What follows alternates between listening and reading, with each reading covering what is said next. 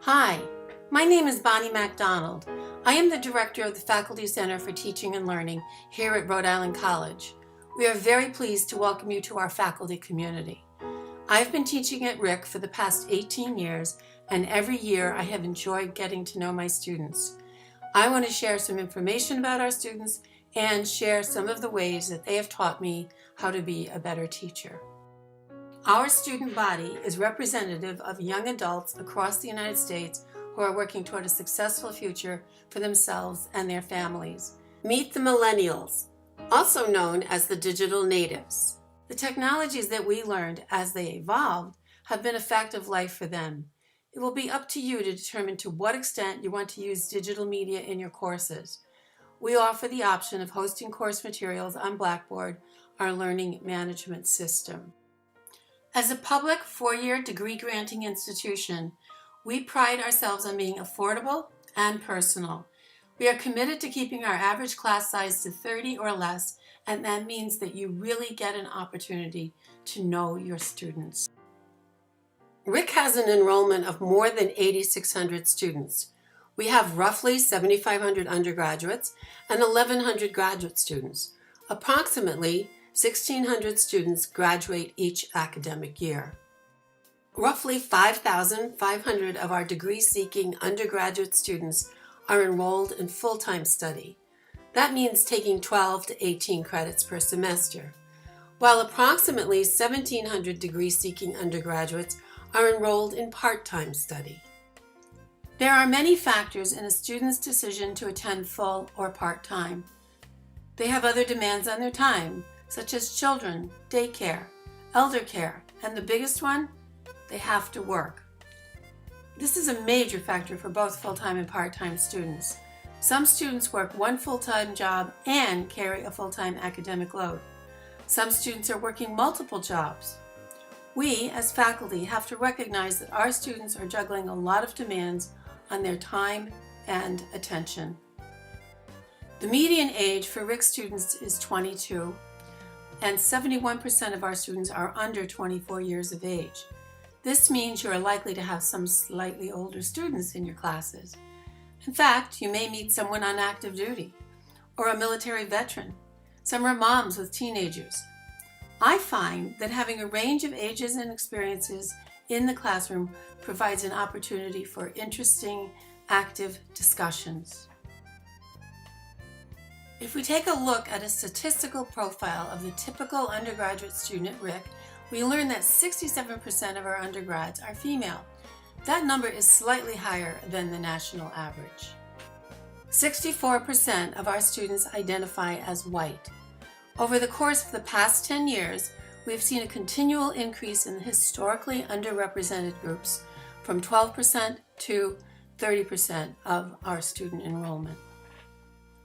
One of the statistics that you will not easily find is the number of students who are lesbian, gay, bisexual, or transgender. As our larger society acknowledges the choice of sexual orientation and gender identity, we have seen more of our students self-identify as LGBT. It is important that we recognize their needs and their comfort level as they experience college life. As a member of the faculty, you can provide that respect and acknowledgement. We value the diversity of our students. Diversity is more than a buzzword here at RIC. It plays an essential role in our educational mission and enriches our community on and off campus.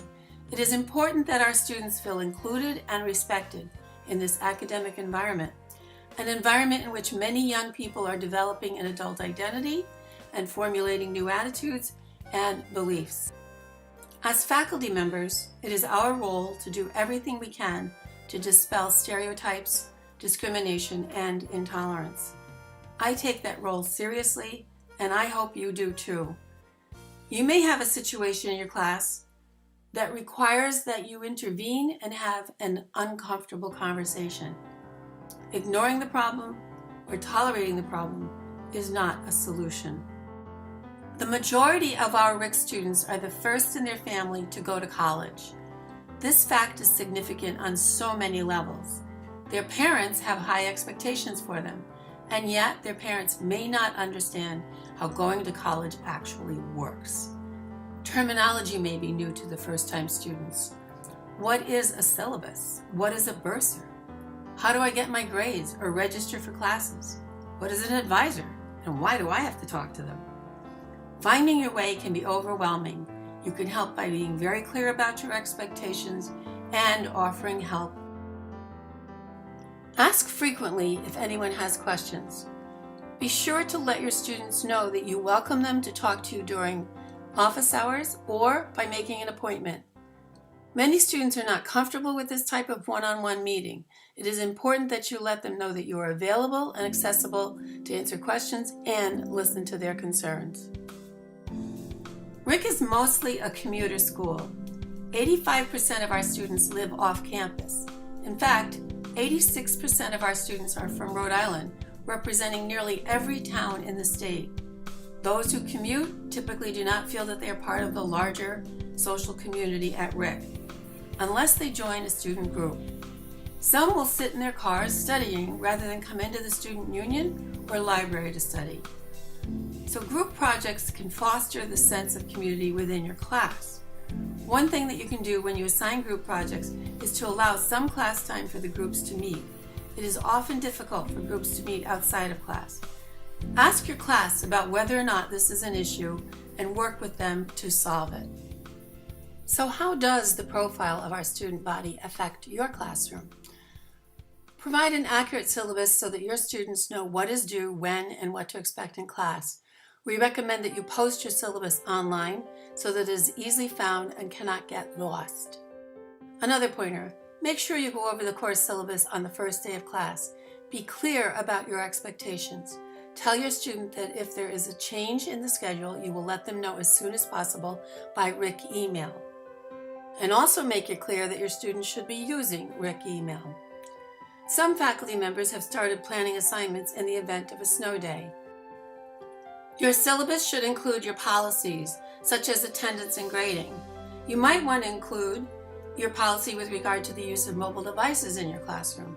Ask your department chair if there is a template for syllabi and if there are any department policies that you should include in your syllabus.